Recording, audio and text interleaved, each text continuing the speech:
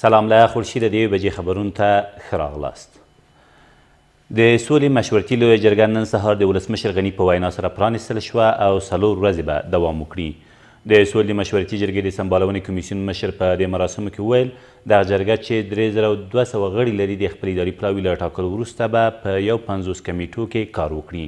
د نوموړي په وینا د یادو کمیټو استازي به په 3مه ورځ خپل کاري راپورونه اداري پلاوي ته وسپاري او په 4مه ورځ به د ولسمشر په شتون کې د سولې په اړه خپل پریکړه لیک اعلان کړي.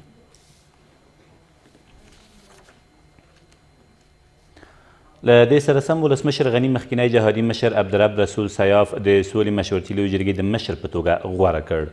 ښاغلي غني نوموړی د پوهې خاوند وباله او زیاته یې کړه چې دمګړی د هیڅ سیاسي ډلې غړیتوب نه لري. له دې سره سم ښاغلي سیاف د ولسمشر له اعتماده مننه وکړه او په ډاګ یې کړه که څوک وغواړي او که ونه غواړي افغانستان ته سور راولي او له طالبانو هم وغوښتل چې هغوی هم باید د افغان ملت د سولې غوښتنې دغه دایه رد نه کړي. ولسمشر غني د سولې مشورتي لویې جرګې په پرانیستي مراسمو کې وویل په اوسنیو شرایطو کې ناورېدلي افغانستان ته غوږ نیول کیږي. ښاغلي غني زیاته کړه چې دغې جرګې غړي به سوله تعریف دغې ښکارندې ته د رسېدو پر څرنګوالي او له طالبانو سره د سولې د خبرو حدود روښانه کړي. ولسمشر همداراز په ډاګه کړه چې روان جنګ هیڅ شرعي دلیل نه لري. افغان حکومت د ماتېدونکي سولې غوښتونکی نه ده بلکې د هغې سولې غوښتونکې ده چې افغان ولس او نړۍ ته د منلو وړ وي.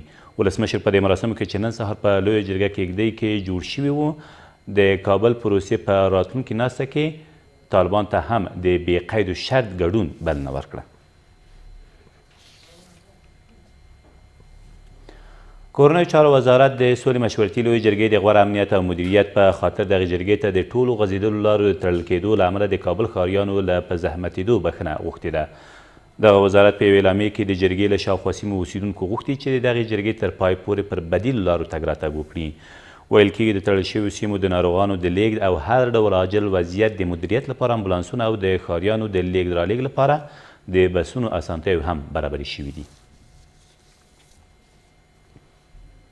په هرات کې یو شمېر هنرمندانو او مدني فعالانو د سولې له روانو خبرو د ملاتړ ترڅنګ له افغان حکومت او طالبانو غوښتي چې له جنګ جګړو لاس واخلي او د افغانانو د سولې غوښتنې غږ بدرګه کړي.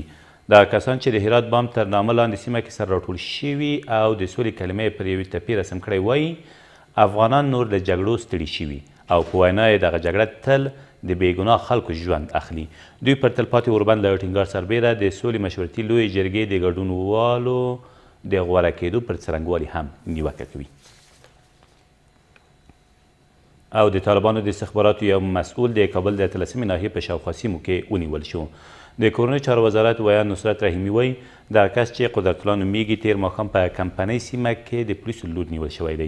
د نوموړي په وینا دغه کس دنده درلوده چې د کابل میدان وردګو پر لویه لاره د افغان ځواکونو د کاروانونو او پوځي تحرکاتو احوال نورو طالبانو ته ورسوي.